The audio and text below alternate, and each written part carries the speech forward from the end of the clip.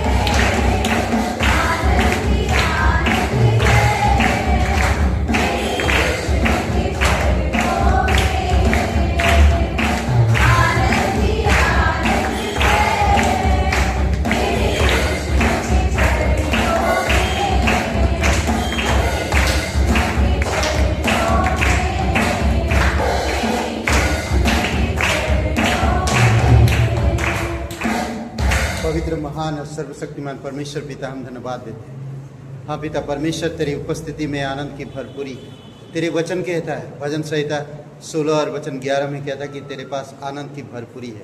प्रभु यीशु, जो तेरे पास आते हैं वो आनंदित होते हैं और आप उसे आनंद से भर देते हैं। धन्यवाद देते हैं हमारी अपराधों को, हमारी गुनाहों को लेकर आप क्रूस पर बलिदान होने के लिए। धन्यवाद, आपने क्रूस पर सारे कार्य को पूरा किया। उस पूरे हुए कार्य पर आज हम यकीन करते हैं। धन्यवाद तेरे पवित्र लहू के लिए, जिस लहू के वजह से आज हमें शुद्धता, पवित्रता और आपके साथ मेल मिलाप मिला है पिता। धन्यवाद देते हैं हमारी अपराधों को माफ़ करने के लिए, हमसे प्रेम करने के लिए, हमारी ध्यान रखने के लिए। प्रभु यीशु, जो तेरे राज्य की खोज करते हैं हर एक चीज़ों को तू प्रोवाइड करता है। धन्यवाद देते हैं तू जीवित परमेश्वर है, दुखों को हरने वाला परमेश्वर है, दर्द को मिटाने वाला परमेश्वर है, निराशा को आशा में बदलने वाला परमेश्वर है। धन्यवाद देते हैं, तेरी जय जयकार महिमा करते हैं।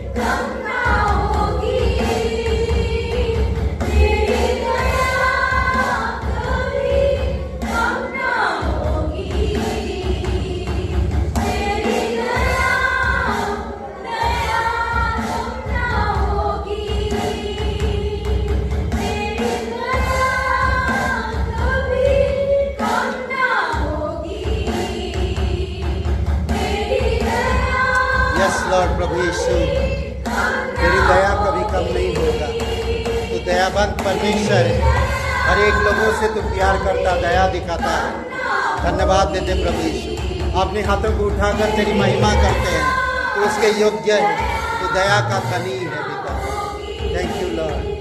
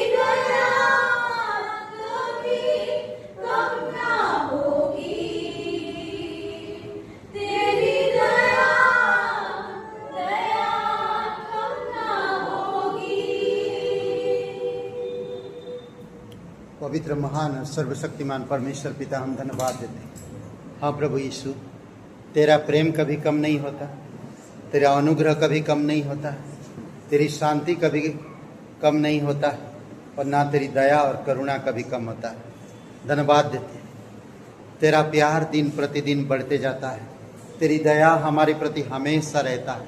धन्यवाद देते हैं, आपकी वचनों से हमें शिक्षा मिलती है पिता।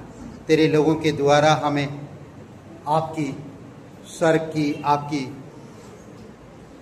राज्य की अनुभव मिलता है प्रभु यीशु। गवाही जब हम सुनते हैं, लोगों के विश्वास को जब हम देखते हैं, लोगों से तू कितना प्यार करता है, कैसे भी इंसान क्यों ना हो प्रभु यीशु।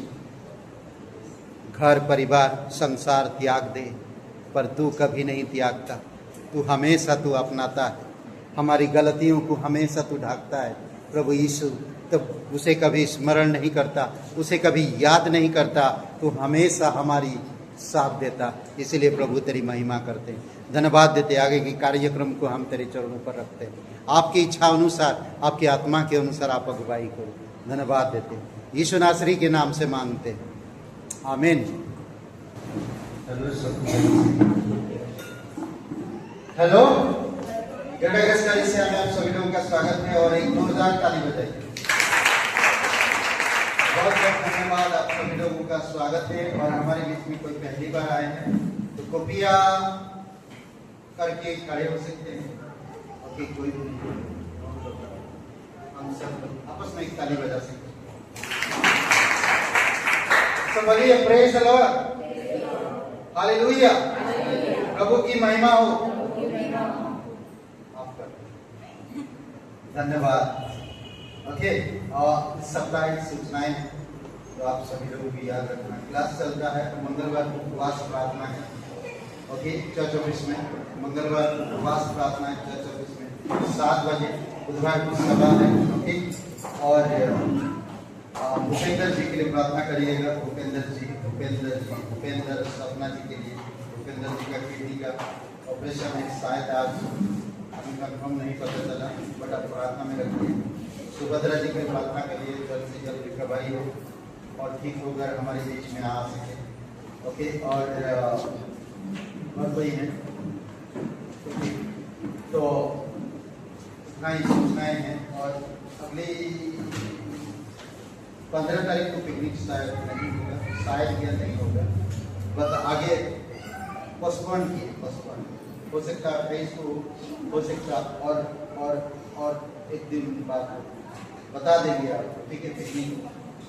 तो बस इतना ही सूचनाएं हैं। और आइए सभा के लिए प्रार्थना करते हैं। दयालु और करुणामय परमेश्वर पिता, धन्यवाद इस सभा के लिए, धन्यवाद प्रत्येक भाई बहनों के लिए जो विश्वास योग्यता से तेरी सभा भवन में आते हैं। प्रभु आपसे प्यार करते हैं, आप उनसे प्यार करते हैं, आपसे वो सीखते हैं, अपने जीवन को सही तरह से वचनों में आपकी शिक्षा में बढ़ने में आप मदद करो। जिस रास्ता को दिखाए प्रभु उस रास्ता में चल सके आप सहायता करें। प्रत्येक लोगों के धन्यवाद, सारा आदर सारा गौरव हम आपको देते हैं। धन्यवाद देते इसलिए पिता भूपेंद्र जी के लिए प्रार्थना करते हैं, आप उनको स्पर्श करना। जो भी ऑपरेशन अगर आज जो भी समय पर हो प्रभु ईश्वर, आप डॉक्टर को बुद्धि देना, नर्सेस को सब चीज़ें ठीक से हो सके और उनका जो प्रॉब्लम है प्रभु ईश्वर तेरे नाम से दूर होने पाए। धन्यवाद उनके जीवन के लिए, उनके विश्वास के लिए। सुभद्रा जी के लिए प्रार्थना करते हैं प्रभु, उनकी जो भी स्टोन की शिकायत है प्रभु ईश्वर आप चुनाव ने और पूर्ण रूप से चंगाई दो। उनके जीवन से अद्भुत काम करो और एक अद्भुत गवाही जीवित और पराक्रमी परमेश्वर, सारा महिमा हम आपको धन्यवाद देते हैं। प्रार्थना सर्वशक्तिमान प्रभु यीशु मसीह के नाम से मांगते हैं, आमीन।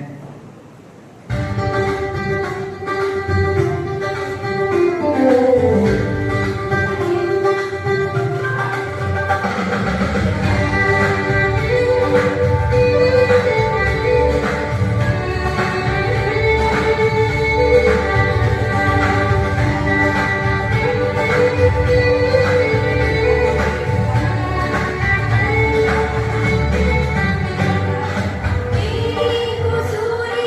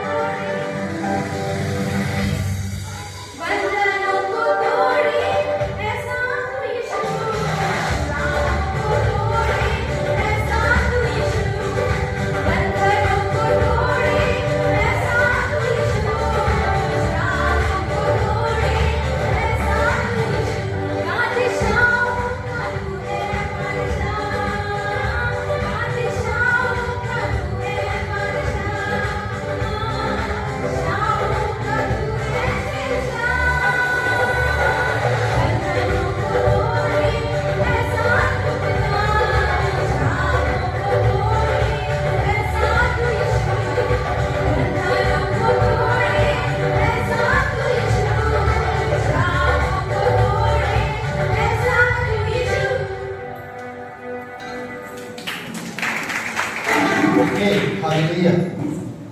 कैसे हैं आप? आपका उत्तर ठीक है, आगे क्या होगा पता नहीं। एनीवे, ओके, भजन से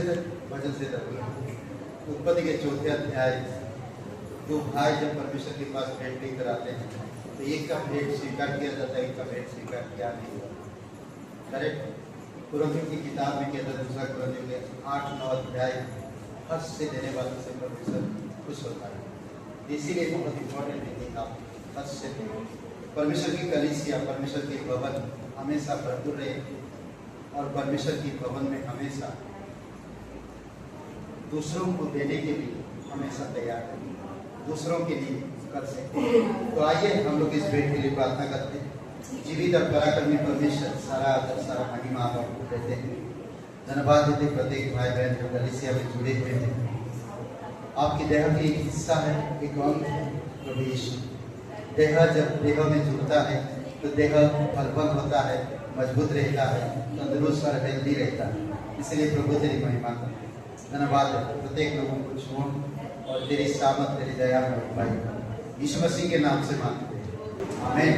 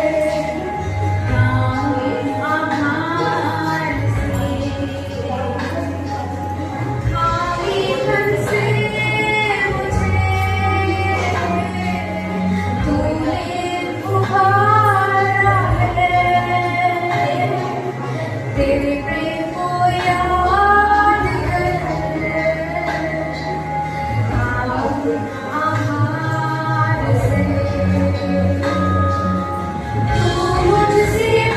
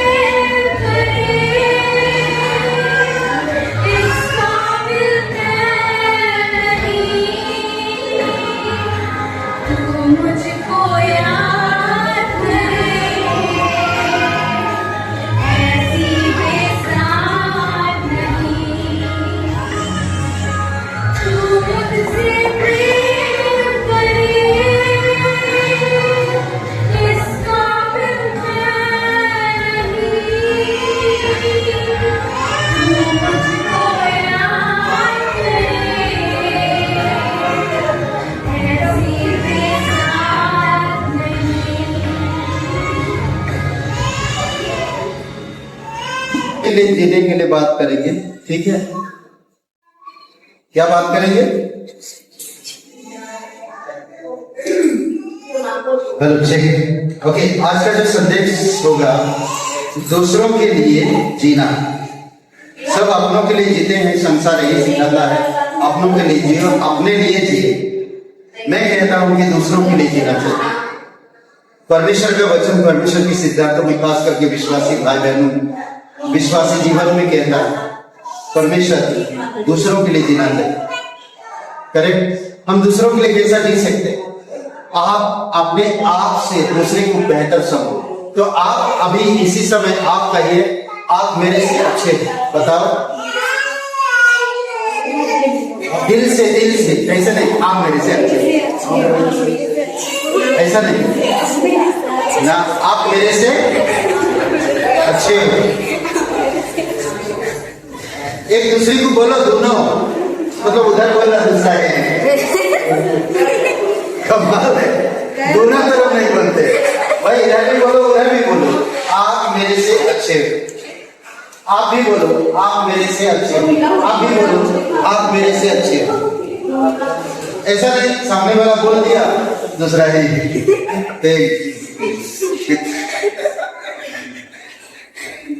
बोलिए आप मेरे से अच्छे हो, अच्छे हो।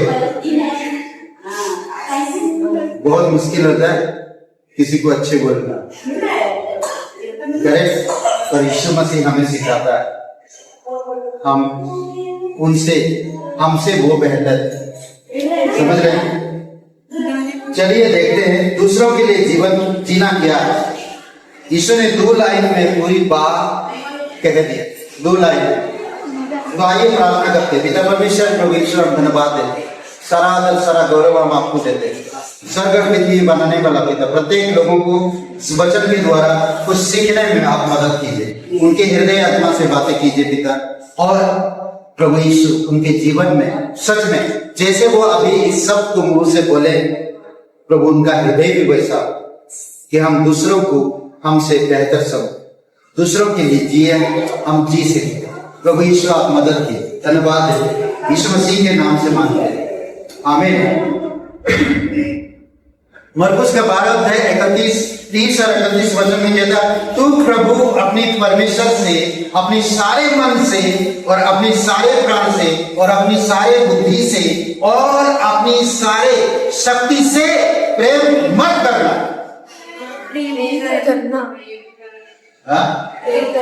प्रेम करना। मैंने जस्ट ऐसे बोला, बाद में मालूम यूट्यूब चैनल में जो आप सुन रहे, यीशु मसीह ने कहा प्रेम करना। तो क्या कह रहा?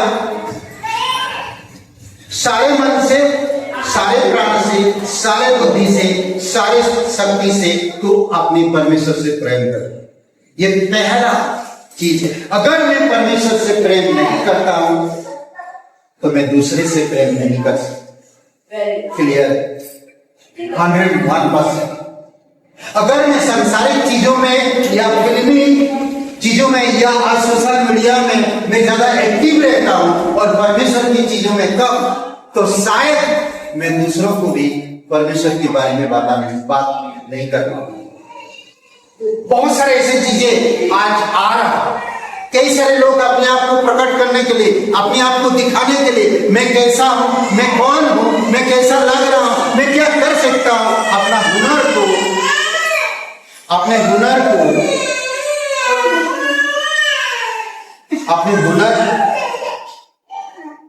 हुनर को दिखाना चाहते हैं। सोचिए, हर कोई इंसान आज संसार में अपने आप को मैं कौन हूं बताना चाहते हैं। मेरे पास कितना हुनर है बताना चाहते हैं। मैं कैसा लग रहा हूं वो बताना चाहते हैं। मैं कैसा दिख रहा हूं वो बताना चाहते हैं। मेरे पास कितना बुद्धि है वो बताना चाहते हैं। मैं क्या कर सकता हूं वो दिखाना चाहते हैं। सोचिए, आपने कभी सूरज को सोचा है? सूरज जो आज दिन में रोशनी देता है, कभी सोचा सूरज के बारे में? सोचा कभी वो आपको क्या क्या देता है? आज पूरी दुनिया को क्या क्या देता है? कभी सोचा है? कभी आपसे कुछ लिया है? सोचिए थोड़ी समय की। आप उस सूरज से भी बेहतर परमेश्वर आपको मूल्य दिया, सूरज से भी ज्यादा आपको मूल्य दिया।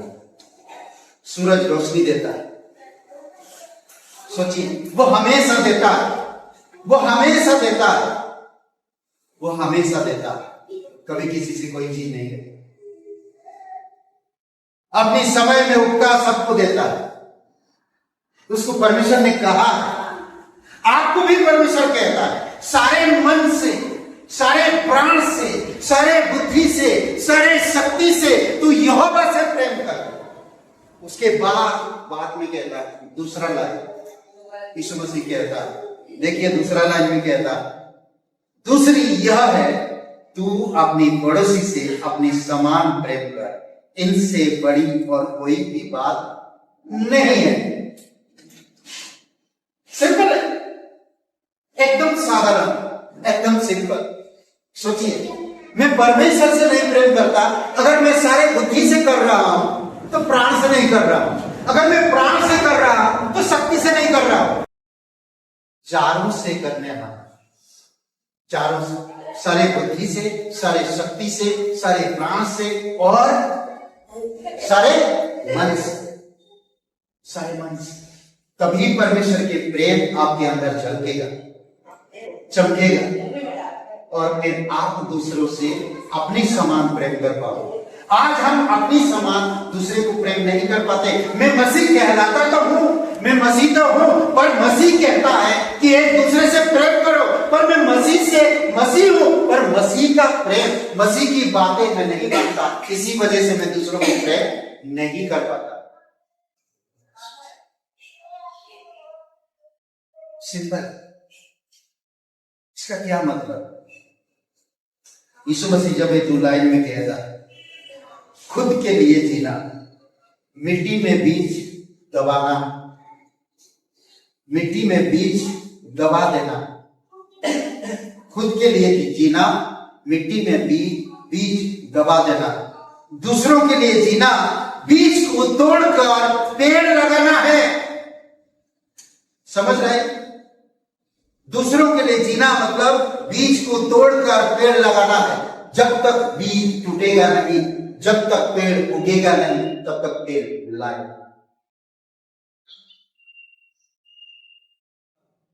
समझ रहे?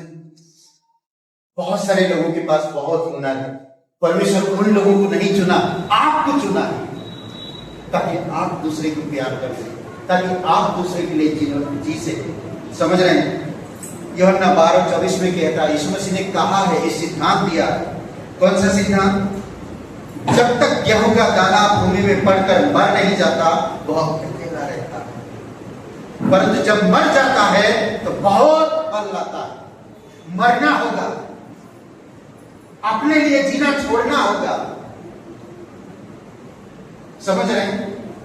तभी आप दूसरों से प्रेम कर पाओगे, तभी आप दूसरों के लिए जी पाओगे, तभी आप दूसरों के बारे में सोच कर पाओगे। आज संसार यही सिखाता, अपनों के लिए जियो।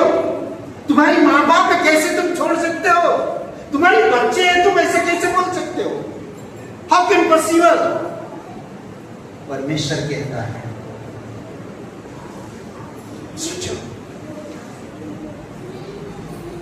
कोई किसी का प्राण रक्षा नहीं कर सकता परमेश्वर के सिवा, कोई भी नहीं, कोई भी नहीं। कोई आपकी घर की बीमारी को दूर नहीं कर सकता, ना पैसे, ना संपत्ति, ना प्यार, ना एक दूसरे का प्रेम, कोई नहीं, कोई भी नहीं, ऐसा कोई भी चीज नहीं। समझ रहे हैं? तो इसीलिए बहुत जरूरी है कि आपको मुझे समझना परमेश्वर की सिद्धांत।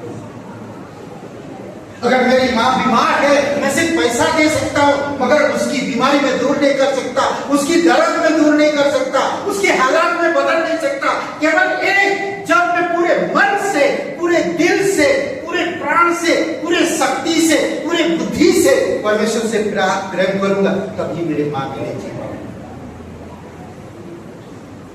या मेरे पिता के लिए, या मेरे भाई के लिए। समझ रहे हैं? संसार के लोग चाहत रखते हैं, मसीह लोग चाहत नहीं रखते, बलिदान करते हैं। मसीह लोग बलिदान करते, चाहत नहीं करते। वो अपने लिए नहीं जीते, वो दूसरों के लिए जीते। समझ रहे हैं? अद्भुत है। परमेश्वर बताता है, सिखाता है। फिलिपियों का 2:3 और 4 विरोध या झूठी बढ़ाई के लिए कुछ ना करो भाई, कुछ मत करो विरोध और झूठी बढ़ाई के लिए। समझ रहे हैं? झूठी बढ़ाई के लिए कभी कुछ भी मत करो प्लीज। भले आप अपमान हो जाओ चलेगा, परमेश्वर ध्यान देगा, पर आप झूठी बढ़ाई मत करो। क्या कह रहा है देखिए, विरोध या झूठी बढ़ाई के लिए कुछ ना करो, पर दीनता से एक दूसरे को अपने से अच्छा समझो। अगर कोई अच्छा कपड़ा पहन कर आया तो मैं भी बोलता हूँ कि मैं तेरे से कम नहीं, मैं भी बताता हूँ अभी बड़े बड़े फेंकूंगा, ये समझ जाएगी बराबर, फेंको मत। समझ रहे हैं? बिल्कुल नहीं फेंको। बहुत फेंकने वाले लोग के संसार में। आप मसीह हो और आप फेंको मत। फेंकने का मतलब समझ रहे हैं? आप झूठी बढ़ाई मत करो। समझ रहे हैं? कभी भी झूठी दिखावा मत दिखाओ विरोध में। कोई अगर बोल रहा मैं ये करा, मैंने वो करा, मैंने वो किया, तो आप भी उसको थोड़ा दबाने के लिए आप भी बोला मैंने भी ये किया, मैंने भी वो किया, मैंने भी ये किया। नहीं, प्लीज मत करो। आज मैंने देखा सोशल मीडिया में बहुत सारे लोगों की फेसबुक, बहुत सारे लोगों में क्या दिखा, सोचिए, ध्यान दीजिए, समझिए। आगे कहता है हर एक अपनी ही हित की नहीं पर दूसरों की हित की ही चिंता करे।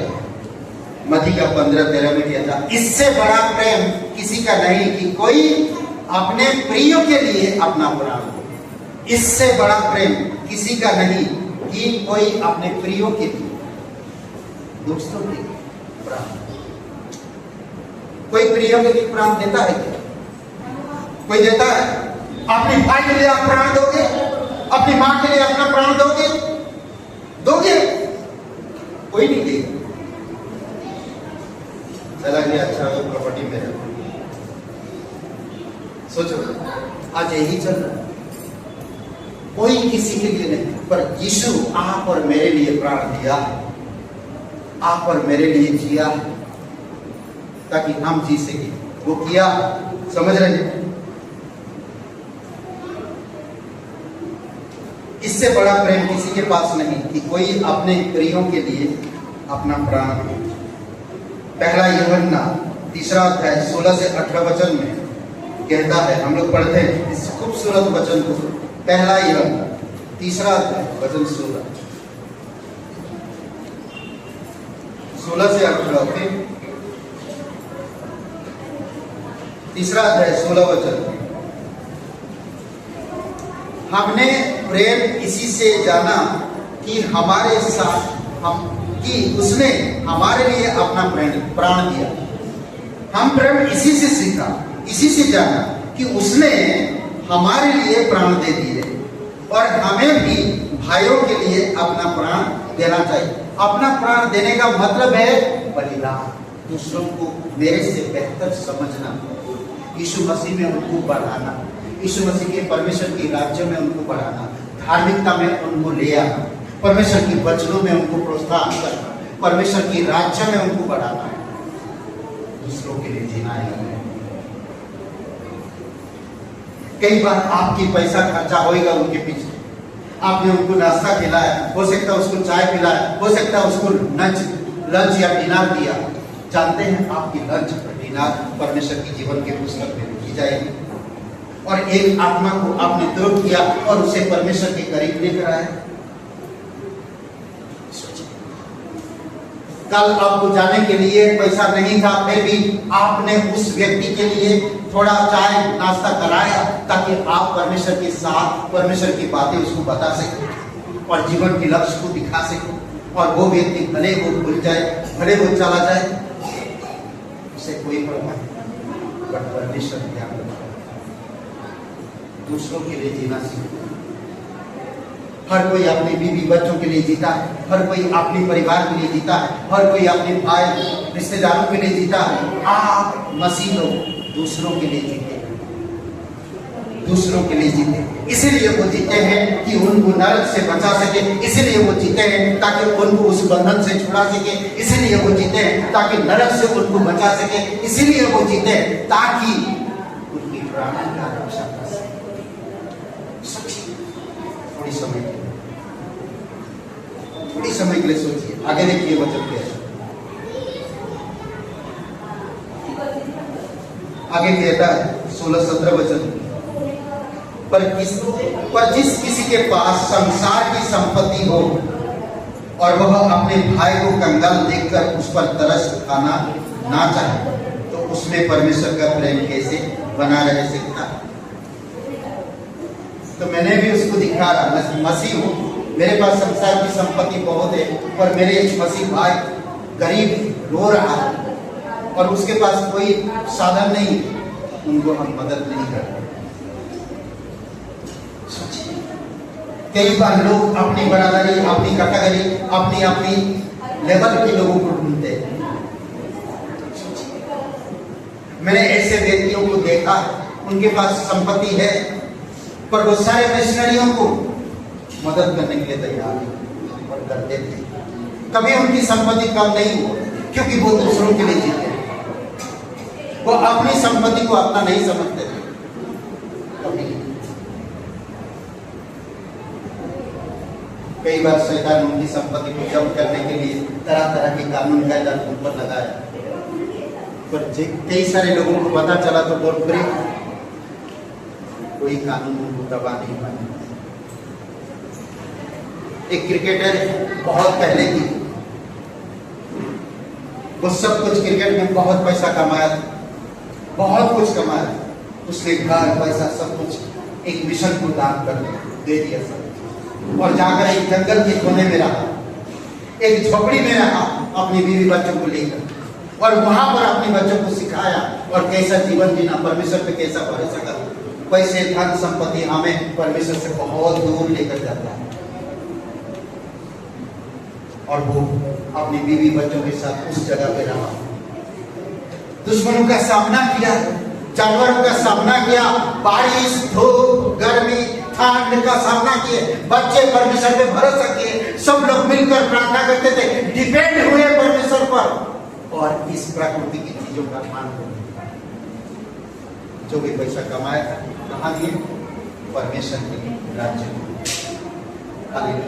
ऐसे भी लोग जो दूसरों के लिए जीते, उसको लोग बोले, उसका दोस्त लोग बोले, जितने भी क्रिकेटर था उसकी दोस्त बोले तो बेवकूफ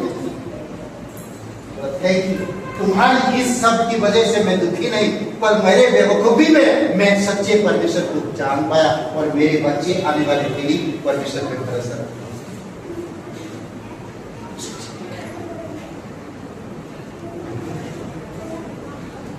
अद्भुत परमेश्वर का दोस्त हमें निकलना चाहिए, हमें दूसरों के लिए जीना चाहिए, हमें परमेश्वर के राज्य में आना चाहिए, परमेश्वर में बढ़ना चाहिए, ताकि हम दूसरों के लिए कैसा जी सके, सीख सके। वचन 18, हे बाबू, हम वचन और जीव ही से नहीं, वचन और जीव से नहीं, पर काम और सत्य के द्वारा भी प्रेम करें। मैं बोला आपसे प्रेम करता हूं, अभी मैंने बोला आप मेरे से बेहतर हो, पर अंदर ही अंदर काहे के लिए मैंने बोला नहीं बोलना चाहिए, ऐसा मत सोचो। समझ रहे? कभी तो बोलते रहे, अभी पास्टर जी बोल रहे हो कि बोल नहीं, हमें ऐसा नहीं सोचना, हमें पूरी तरह से मेरे से बेहतर दूसरों को समझ रहे? मेरे से आप अच्छे, परमेश्वर आपसे प्यार करता है, परमेश्वर आपको जानता है, समझ रहे? अद्भुत है ना? हेलो, यस, आप लोग ठीक हो? यहां तक आप तक ठीक है?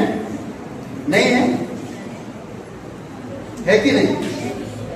मैं बताता हूं, गलतियों का 6 और वचन 2, तुम एक दूसरे के भार उठाओ कहाँ होता है? अरे जिसको अगर बीमार है तो चलो थोड़ा उनके हॉस्पिटल में मिलकर आते हैं, जाकर अपनी अपनी तरीके से जाएंगे। क्यों क्यों ऐसा करते लोग? चर्च की या कलीसिया की, परमेश्वर की देह की, यीशु की देह की एक अंग होने के नाते हम लोग और कोई नहीं, अपनी सिंपत्ति पाने के लिए जाते। मैं जाऊंगा तो वो मेरे साथ कनेक्ट रहेगी, वो जीना नहीं देगा इसको।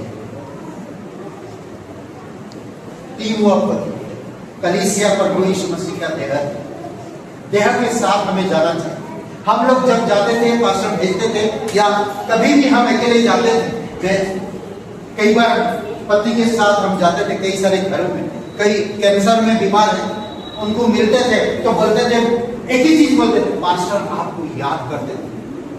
हमें अपने बारे में नहीं बताते थे। पास्टर ने बोला कि आप कैसे हो, पास्टर बहुत याद कर रहे हैं, आप कई दिनों से चर्च नहीं आए, कई हफ्तों से, महीना हो गया चर्च नहीं आए, इसीलिए पास्टर बहुत आपको याद कर रहे हैं।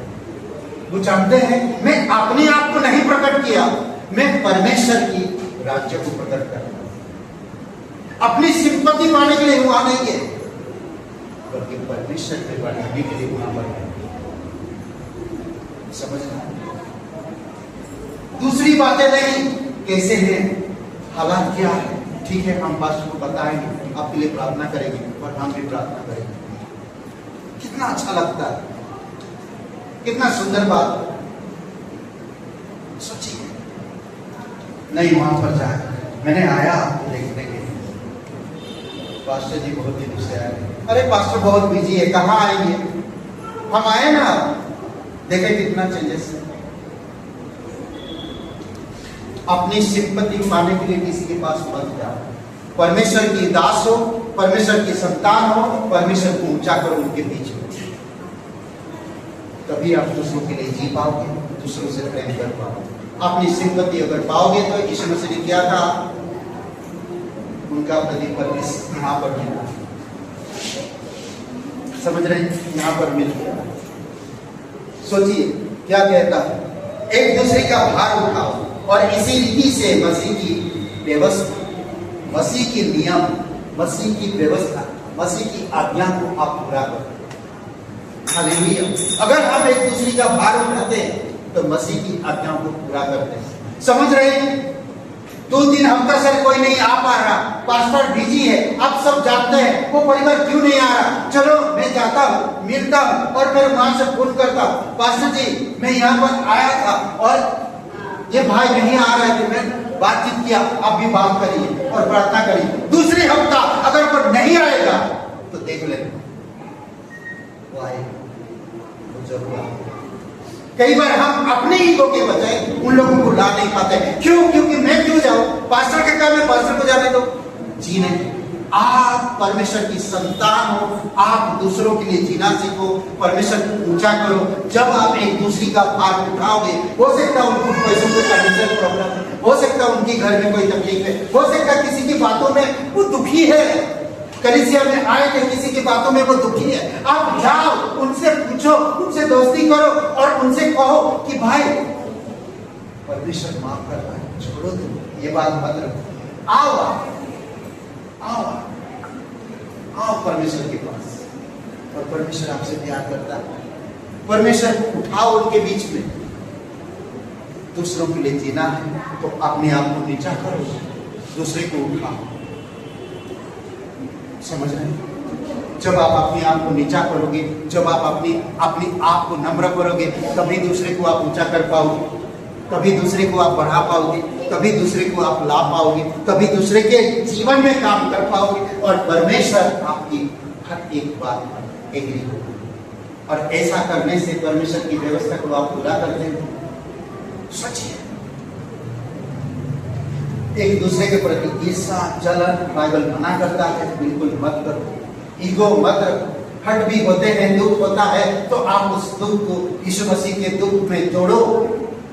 देखो कि यीशु ने कितना अपमान सहा, कितना विरोध सहा, कितना कष्ट सहा, कितना दर्द उठाया, कितने लोगों का दुख उठाया। यीशु मसीह कहता है, हे बोझ तले दबे लोगों, मेरे पास आओ, मैं तुम्हारी बोझ उठाऊंगा। गलतियों का 6:2 में कहता, हे प्यारे, हे मेरे दोस्तों, हे सब भाई बहनों, मैं कहता हूं कि एक दूसरे का भार उठाओ, इसी से तुम जानोगे कि तुमने परमेश्वर की व्यवस्था को पूरा किया। सारे मन, सारे प्राण, सारे बुद्धि, सारे शक्ति से परमेश्वर से प्रेम करो। जब आप परमेश्वर से प्रेम करोगे तभी आप दूसरों से प्रेम कर पाओगे। ठीक, विचार करो, सोचो,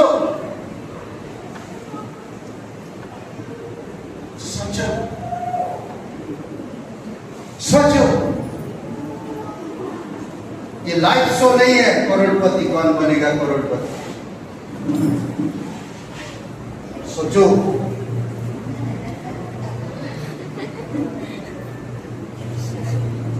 उत्तर देना नहीं है, क्या करना है? सोचना। समझ रहे? कौन बनेगा करोड़पति से भी बड़ा शो है। सोचो, अद्भुत बैठ जाने का, कौन बनेगा करोड़पति के सामने 3 मिनट गूगल पर। एनीवे ओके, सूरज के बारे में मैंने बताया, करेक्ट? सूरज मंगना चंद्रमा है ना, जानते क्या नहीं? एक बात मैं पढ़ के सुना रहा हूं।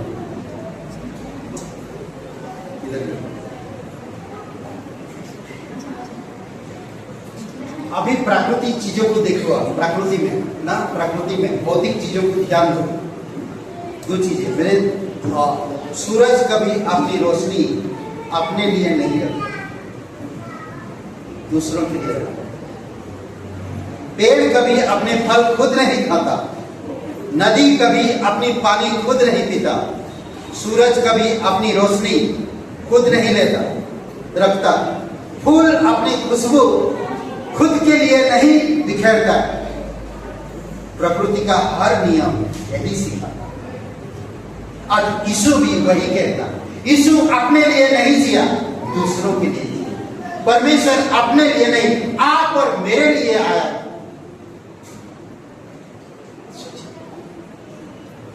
अद्भुत है भाई, जब हम ऐसा करते हैं। प्रकृति की हर एक जो चीजें है, हर एक नियम यही सिखाता कि जो सबसे अधिक देता है वही सबसे अधिक क्या पाता है? सम्मान पाता है। करेक्ट? सम्मान पाता है। इंसान भी जब सिर्फ अपने लिए नहीं दूसरों के लिए जीना सीख जाता है, तभी उसका जीवन सच में सफल कहलाता है। समझ रहे हैं? सोचिए, दुनिया में लेने वाले बहुत हैं। आपके इस इर्द गिर्द में षड्यंत्र रचते हैं आपसे लेने के लिए, प्लानिंग करते हैं आपसे लेने के लिए, धोखा धाड़ी, बड़े बड़े बातें, भिठी ना, दिखावा, कई सारी चीजें करते हैं ताकि आपसे ले सके, प्राप्त कर सके। झूठ, फरेब, अलग अलग चीजें ताकि आपसे ले सके। समझ रहे हैं? दुनिया यही सिखाती। दुनिया में लेने वाले बहुत हैं, लेकिन याद हमेशा रखना, देने वाला वही,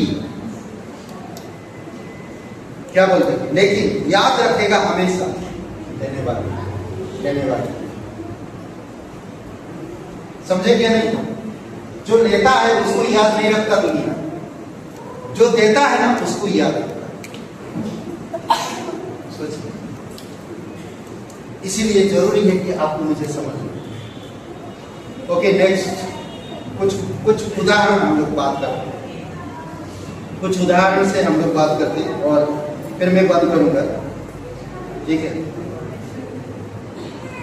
कुछ उदाहरण ये है, फिलिपियों का 2 अध्याय। फिलिपियों का 2 अध्याय, पहला उदाहरण हम लोग यीशु के बारे में देखें, यीशु मसीह के बारे में। तो पहला उदाहरण है जो यीशु के बारे में। ओके, यहाँ पर क्या कहता देखिए, यीशु मसीह सबसे बड़ा उदाहरण है, बड़े उदाहरण।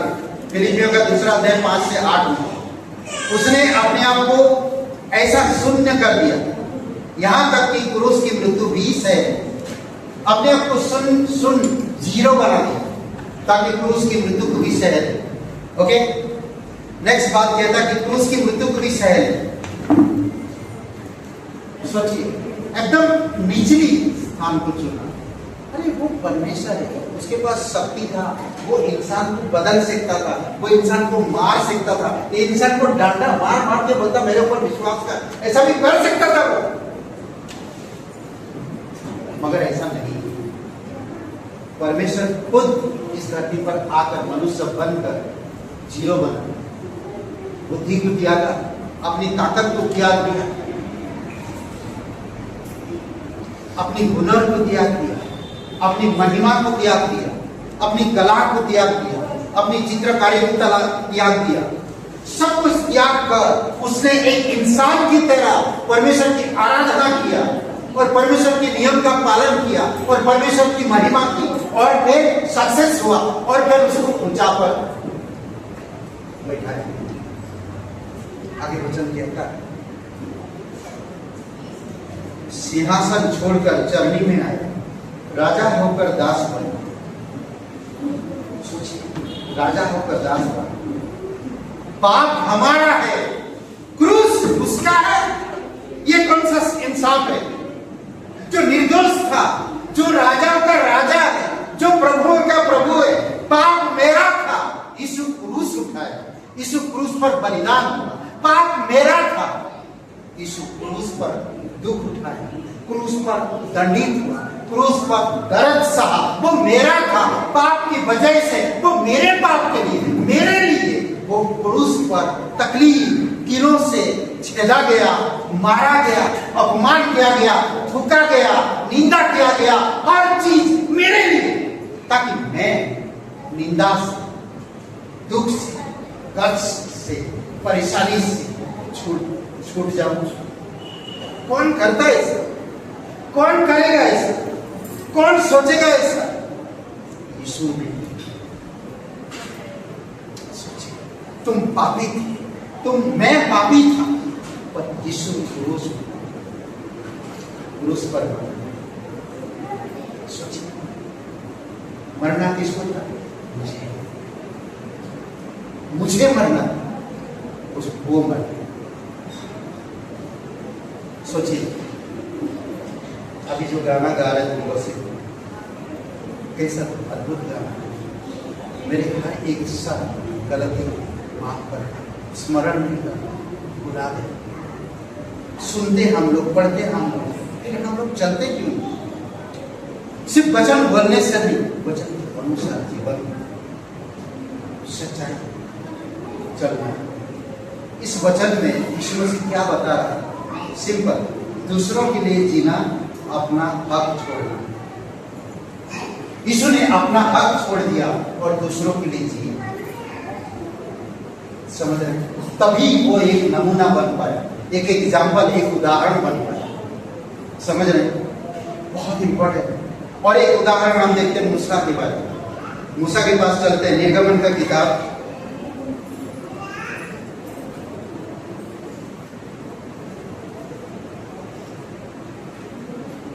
निर्गमन 32 अध्याय 31 और 32 वचन। ओके, यहां पर कहता, जब इजराइल ने सोने का बछड़ा बनाया, जब इजराइल लोगों ने क्या बनाया? सोने का बछड़ा बनाया।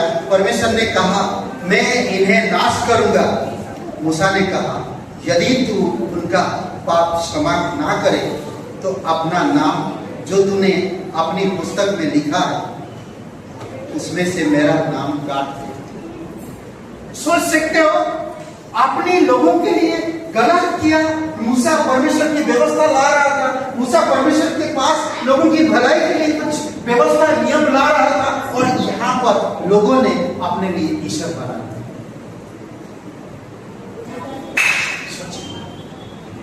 ईश्वर बना लिया।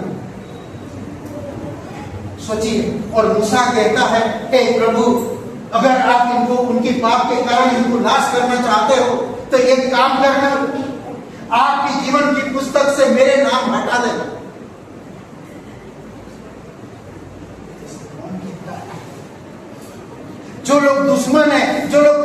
किए हैं, जो लोग दंड के हकदार हैं, उनके लिए मूसा स्टैंड ले रहा परमेश्वर के सामने।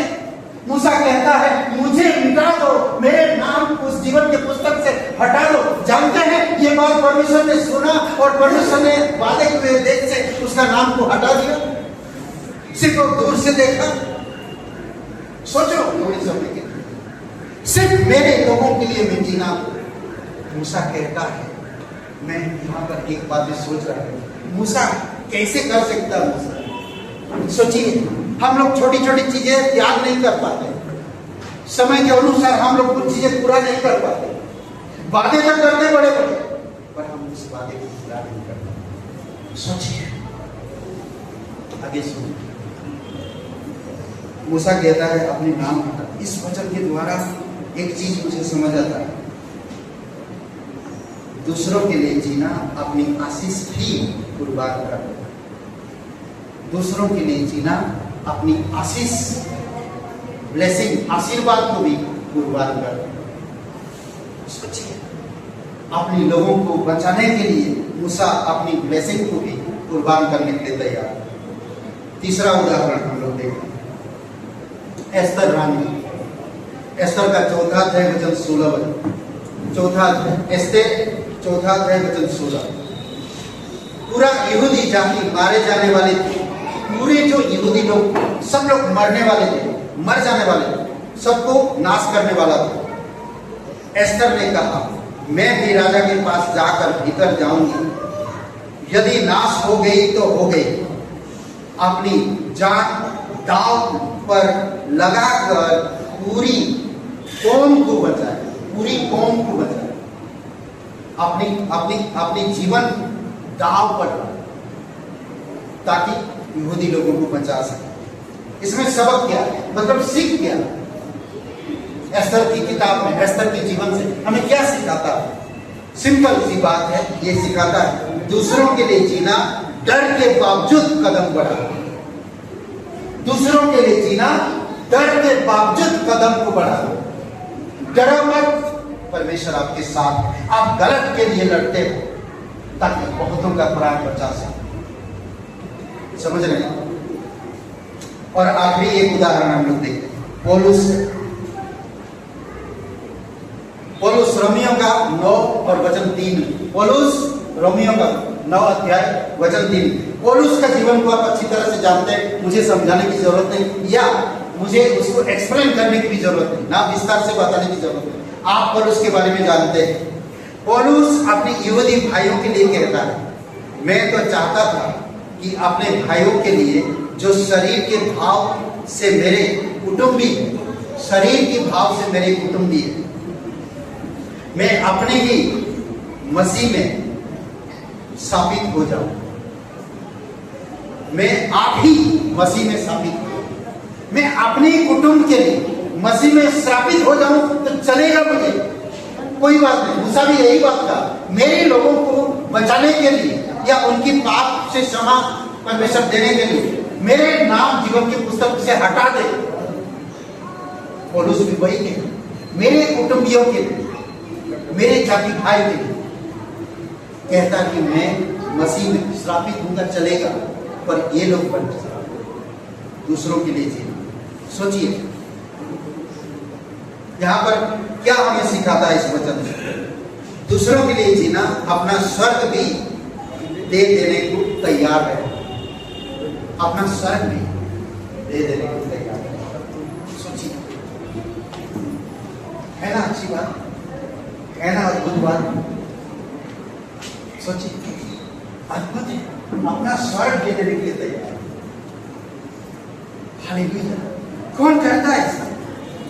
हम अपने लिए लड़ते हैं। कभी कभी बच्चे देखें, मुझे कम क्यों दिया, उसको ज्यादा क्यों दिया, हाँ उसको ज्यादा प्यार करते हैं, मुझे कम करते हैं, लड़ जाते हैं आपस में। त्याग सीखो, अपने आप को स्टैंड करो, परमेश्वर में दिखाओ कि तुम कौन हो, परमेश्वर को बताओ कि मैं कर सकता हूं क्या, मेरे भाई के लिए, घर से शुरुआत तक, मेरे बहन के लिए, मेरे माता पिता के लिए, मेरे रिश्तेदारों के लिए मैं त्याग कर सकता हूं। मुझे लड़ना नहीं, मुझे त्याग करना है,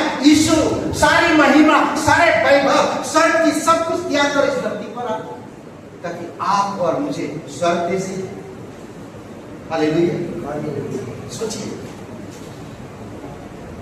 हम स्वर्ग के योग्य थे? जी नहीं, बिल्कुल नहीं, लायक नहीं थे, दंड के लायक। स्वर्ग तक आए, हमारी पहुंच हुई। हाँ है कि नहीं? स्वर्ग तक पहुंच हुई है आपका। जीवन की पुस्तक में आपका नाम किसी वजह से? आपके हुनर से नहीं, आपकी काबिलियत से नहीं, आपकी योग्यता से नहीं, आपकी बुद्धि से नहीं, आपकी जात से नहीं, आपकी धर्म से नहीं, आपकी खानदान से नहीं, आपके रिश्तेदारों से नहीं, आपकी माता पिता से नहीं, आपकी भाई से नहीं, आपकी बहन से नहीं, केवल एक ही शब्द है, यीशु नासरी के वजह से। हालेलुया। सोचिए, सोचिए, केवल यीशु नासरी के वजह से हमें स्वर्ग मिला और किसी के द्वारा। आज हम मेरे रिश्तेदार के लिए परमेश्वर यीशु को त्याग देता। क्यों? क्योंकि इस शरीर की लालसाओं में डूब जाते, संसार की अभिलाषाओं में खो जाते, इस संसार की रिलेशन हमें दबा देता। जाओ परमेश्वर नहीं चाहिए। पति गुस्सा कर रहा, पत्नी गुस्सा कर रहा, ताऊ गुस्सा कर रहा, मामा गुस्सा कर रहा, चाचा गुस्सा कर रहा, नहीं आता आने का तो बहुत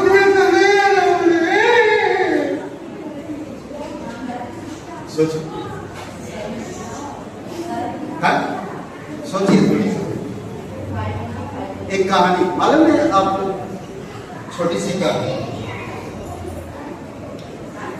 दो सागर है, दो सागर, दो सागर, एक डॉक्टर सागर, एक समुद्र। नहीं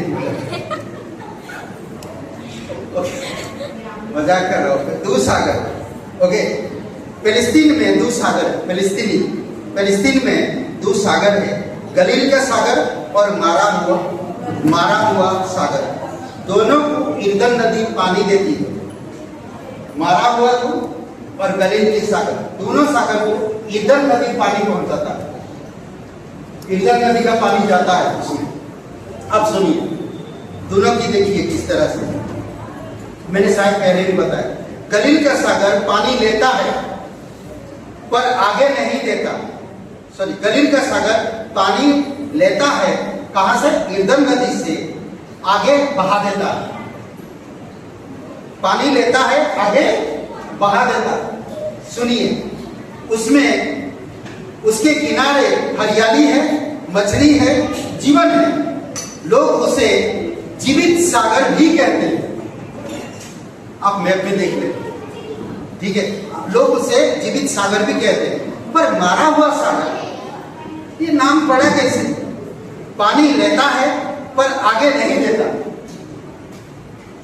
ध्यान दीजिए, दोनों सागर का मैं बता रहा हूं। पानी लेता है पर आगे नहीं देता, सिर्फ अपनी पास रखता। नतीजा इतना खारा कि कोई मछली नहीं है, कोई पौधा नहीं है, नाम ही नहीं और ना कोई मछली है, इसलिए नाम ही मरा हुआ पड़ गया। वो लेता है पर देता नहीं। सोचिए, उदाहरण आजकल और एक कहानी, अमीर से जुड़ा हुआ कहानी, ड्राइवर कंडक्टर के बीच में, मतलब आप नहीं, ठीक है? तो छोटी सी कहानी। दिल्ली की बस भीड़ भरी, एक बूढ़ी अम्मा चढ़ी बस में, हाथ में छड़ी है, सांस फूल रही है, पूरी बस भरी थी, कोई उठा नहीं। ये हमारी देश बुजुर्ग बूढ़ी अम्मा, वो चढ़ी, सांसें फूल रहे, बैग भारी, एक बैग, हाथ में छड़ी, मगर बस में कोई उठा नहीं। सबके सब अपनी सीट में बैठे हैं, बूढ़ी अम्मा को देख रहे।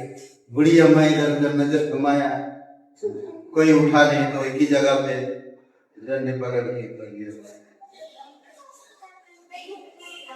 सोचिए, ध्यान दीजिए, समझने वाली है।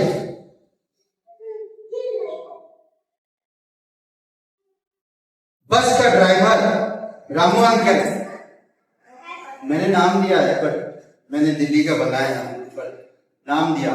ओके, रामू अंकल, उसने बस साइड में रोकी, अपनी ड्राइवर सीट से उठा, अम्मा से बोला, मां यहां बैठ जा, और 2 घंटे खुद 2 घंटे खड़े होकर बस चला। आप सुनिए, 2 घंटे खड़े होकर बस चलाई और अपनी सीट दी उस बुढ़िया मां को बैठने के। ऐसा कोई भी इंसान नहीं था जो खड़े हो सके 2 घंटे, और उस बुढ़िया मां को जैसे दूसरों, कोई भी इंसान दूसरों के लिए नहीं सोचता, कोई भी नहीं, समझ रहे हैं? तो सोचिए, कंडक्टर बोला, अंकल नियम के खिलाफ अब नियम आ गया। सोचिए, कोई मदद नहीं किया, अगर कोई किया तो नियम तोड़ दिया आपने, बोला।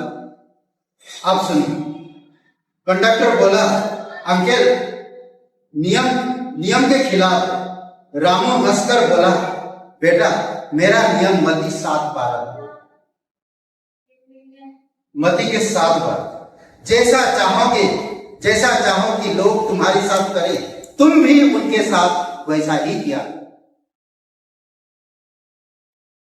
समझ रहे? उस दिन पूरी बस में कोई नहीं बोला, पर सबने सीख लिया, दूसरों के लिए जीना किया। समझ गए? थोड़ा सा लूका का 10 और वचन 33, देखना पिघलना करना, देखना पिघलना करना। कोई भी चीज देखते हो तो रिएक्शन आता है आपके अंदर, कुछ चीज आप पिघलो और फिर आप करना। इसमें कहता कि सामरी ना, चोर डाकू लोगों ने उसे मारा, समझ रहे? डाकू लोगों ने उसे मारा, वो व्यापारी था, यरूशलेम से एरियो की ओर जा रहा था, और गुंडा लोगों ने उसे मार के आत्मरा करके छोड़ दिया।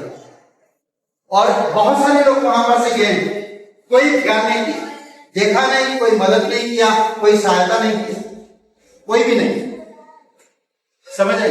कोई भी मदद नहीं, छटपटा रहा, पड़ा हुआ, लहू लुहान।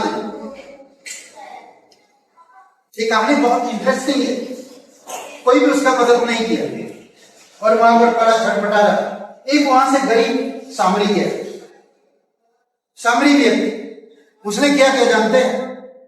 मुझे बहुत अच्छा लगता है ये, मैं बाइबल में प्रभु में आने से पहले ये कहानी जानता था। ओके, सामरी ने पड़े हुए को देखा, दया से भर गया, पड़े हुए को देखा, दया से भर गया, तेल पट्टी बांधी, गधे पर लाकर सराया ले गए, अस्पताल ले गए। समझ रहे? कहां ले गया? हॉस्पिटल। जरूरत को, पहले वचन में कहते हैं कि सामरी ने पड़े हुए को देखा, जरूरतों को अनदेखा मत करो। कभी कभी बोलता है जरूरतों को अनदेखा मत करो। पिघला, दिल को पत्थर मत बनाओ। करना क्या है? जेब से, समय से, प्रार्थना में मदद करो। जेब से भी मदद करो, समझ रहे? फिर समय से, आप समय निकालोगे मदद मिलेगा। अगर आप समय नहीं निकालोगे तो कभी किसी का मदद नहीं कर पाओगे। मोस्ट इंपोर्टेंट होता है समय, जेब का तो हो जाता है, समझ रहे? समय निकालो। हमारे पास समय नहीं है, हम इतने बिजी इंसान हैं कि हमारे पास कोई समय नहीं। सोचिए, परमेश्वर आपके लिए समय निकालता, सर पृथ्वी के नीचे हर एक मनुष्य को जानने के बाद भी, समय देने के बाद भी आपके लिए समय निकालता, और हम उसके लिए समय नहीं निकालते। इतना व्यस्त इंसान है जिसने बनाया हमें वो समय देता हमें, पर जो बनाया हुआ चीज, मैं उसका बनाया हुआ, उसको मैं समय नहीं देता। वाह, कितना इंसाफ है हम, कितना ईमानदार है हम, कितने अच्छे हैं हम। नहीं, हमें समय देना चाहिए। सोचिए थोड़ी समय के लिए, समय प्रार्थना, तो ये मदद मिलेगी। मत्ती का 20:28 में कहता, मनुष्य का पुत्र इसलिए नहीं आया कि उसकी सेवा टहल की जाए। सोचिए, आप मसीह हो, आप यीशु की सेवा टहल करते हो, पर दूसरों को नीचा दिखाते हो, उनको कभी उठाते नहीं हो, उनको कभी प्रोत्साहन नहीं करते हो, उनके पास कभी जाते नहीं हो, और जाते हो तो दूसरे की चुगली करते हो। सोचो ना आप कैसा होएगा, कैसा जीवन है उसका। दूसरों की चुगली करते हो, तो क्या यहाँ पर कह रहा है यीशु मसीह? मनुष्य का पुत्र इसलिए नहीं आया कि उसकी सेवा टहल की जाए, पर इसलिए आया कि आप सेवा टहल करें और बहुतों की छुड़ौती के लिए अपना प्राण। यीशु भाई, तो आज का सवाल कैसे हो सकता है? थोड़ा समय के लिए सोचिए, ठीक है? आप क्या गलील का सागर हो या मरा का सागर? मरा हुआ सागर, कौन सा सागर हो? आप खुद त्याग करो। समझ रहे हैं? पुलपिट से परमेश्वर ने बातें किया, तो आप त्याग करो। पहला कुरिन्थियों का 10 और वचन 24 में कहते हैं, कोई अपनी ही भलाई को ना ढूंढे, पर औरों की। अपनी भलाई मत ढूंढो, दूसरों की भलाई ढूंढो। सच कह रहा हूं, तो आपका जीवन बेस्ट हो। दूसरों की भलाई ढूंढो। प्रभु यीशु मसीह आपको दूसरों के लिए जीवन जीने का अनुग्रह देता है, और जब आप जियोगे ना, अनुग्रह पर अनुग्रह होगा। समझ रहे हैं? अद्भुत है। तो बहुत अद्भुत संदेश। इस संदेश को आप ध्यान से घर में जाकर वापस से सोचना, वचन पढ़ना, अपने विचार ध्यान करना, तो परमेश्वर ब्लेसिंग करेगा। समझ रहे हैं? किसके लिए जीना? दूसरों के लिए जीना। आमेन। आइए प्रार्थना करते हैं। पिता परमेश्वर, परमेश्वर हम धन्यवाद देते, सारा आदर, सारा गौरव हम आपको देते हैं। तू जीवित परमेश्वर, तू अनुग्रहकारी, तू सच्चा, तू पवित्र, तू प्रत्येक लोगों से प्यार। तू नहीं चाहता कि कोई इंसान फंसे, तू हर एक लोगों को बचाना चाहता, हर एक लोगों को जीवन देना चाहता, इसीलिए तू सब छोड़कर इस धरती पर। हे ईश्वर, और धन्यवाद दे हर एक पापी लोगों के, उनके पापों को मिटाने के, पापों से प्रायश्चित करने के अब स्वयं बलिदान कब्र में, और तीसरे दिन मरे हुए से जीव। ओके, तो आइए, अगर आप अनंत जीवन पाना चाहते हैं, उद्धार पाना चाहते हैं, तो मेरे साथ ये प्रार्थना करें। यीशु मसीह आपके पापों के लिए क्रूस पर जीवन, कब्र में, और तीसरे दिन मरे हुए से जीवन।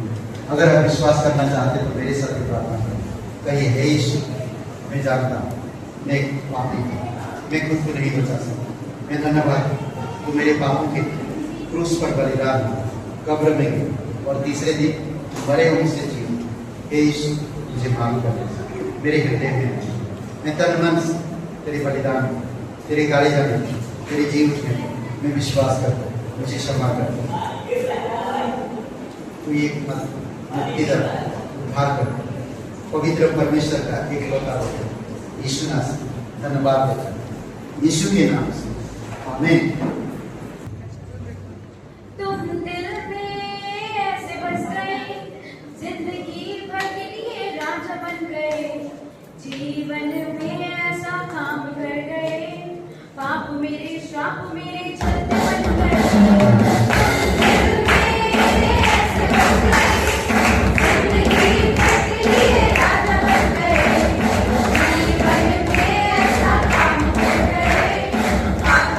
Stop.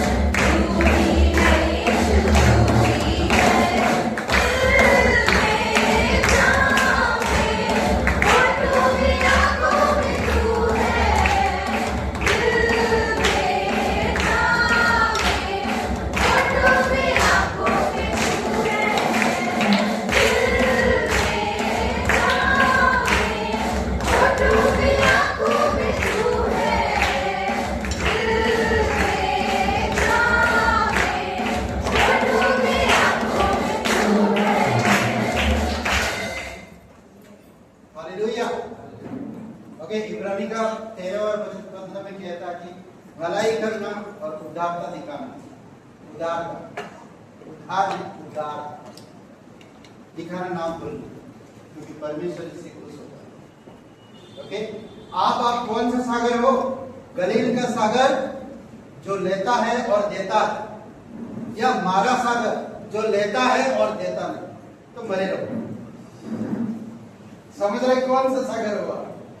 आपके ऊपर, आप है, आपके अंदर, आपके जीवन में सब कुछ है। ओके, आइए प्रार्थना करते हैं। जीवित और पराक्रमी परमेश्वर प्रत्येक लोगों को प्रभु देने वाला, दूसरों को प्रोत्साहन करने वाला, दूसरों को बढ़ाने वाला, दूसरों को इंकरेज करने वाला, कलीसिया, वचन, प्रभु यीशु, इन सब चीजों में बढ़ाने के लिए लोगों को इस्तेमाल करो। प्रेम, एक दूसरे का बोझ उठा सके, एक दूसरे का भार उठा सके, एक दूसरे को बेहतर समझे। प्रभु यीशु आप मदद कीजिए। प्रत्येक कलीसिया के भाई बहन जो लोग नहीं आए पिता, हम उनके लिए प्रार्थना करते कि आप छूना। सुभद्रा जी आप छूना, चंगाई देना, उनको जो भी कंडीशन दिक्कत है शरीर में, यीशु तेरे नाम से दूर। भूपेंद्र, प्रभु यीशु हम प्रार्थना करते हैं जीवित और पराक्रमी परमेश्वर जय प्रकाश जी, प्रभु यीशु धन्यवाद देते हैं उनके परिवार को, और भी कई सारे परिवार है प्रभु रेगुलर कलीसिया में आने में आप मदद करें। दयालु और करुणामय परमेश्वर धन्यवाद, धन्यवाद। राजाओं का राजा तो प्रभुओं का प्रभु, सर्वशक्तिमान परमेश्वर, दयालु और करुणामय परमेश्वर धन्यवाद, धन्यवाद देते प्रत्येक लोगों को। घटी कमी प्रभु यीशु हम प्रार्थना करते हैं कि कोई भी चीज की घटी कमी ना हो। कोई कोर्ट केस चल रहा है, कोई फाइनेंस का, कोई शरीर का दर्द या कोई चीज है, प्रभु यीशु आप मदद कीजिए, आप सहायता कीजिए। तू राजाओं का राजा, तू प्रभुओं का प्रभु, जीवित और पराक्रमी परमेश्वर, सारा आदर सारा गौरव हम आपको देते, धन्यवाद देते। इस सभा के सब हाथों को उठाकर परमेश्वर की महिमा करें, धन्यवाद देते प्रभु। तू राजाओं का राजा, तू प्रभुओं का प्रभु, तू विश्वास योग्य परमेश्वर, धन्यवाद देते। कई बार हम गिरते, कई बार हम टूटते, कई बार हम दर्द में, कई बार हम आपसे चिढ़ जाते हैं, कई बार हम आपको सुना देते हैं। प्रभु यीशु धन्यवाद देते, आप फिर भी हमसे प्यार करते हैं, धन्यवाद करते हैं। प्रत्येक लोगों को अभिषेक यीशु मसीह के नाम से मांगते हैं, आमीन। सबको आशीष मिले, बहुत बहुत धन्यवाद।